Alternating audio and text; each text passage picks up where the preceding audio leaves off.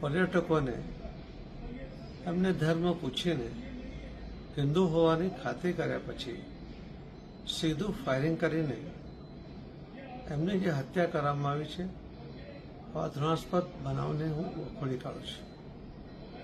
આ બનાવમાં મૃત્યુ પામનાર આ દેશના લગભગ 28 જેટલી વ્યક્તિઓ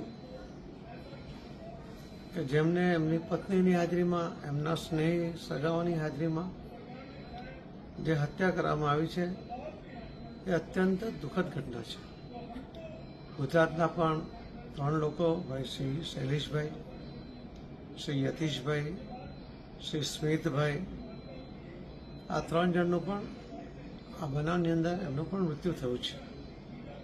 હું આ 3 લોકો સહિત આખા દેશમાં જે કુલ હમણાં સુધી 28 લોકોનું મૃત્યુ થયું છે કે જેમની હત્યા કરવામાં આવી છે, એમના કુટુંબીજનો ઉપર આવેલી આ આફતમાં ભગવાન એમને શક્તિ આપે એવી ભગવાનને પ્રાર્થના કરું છું.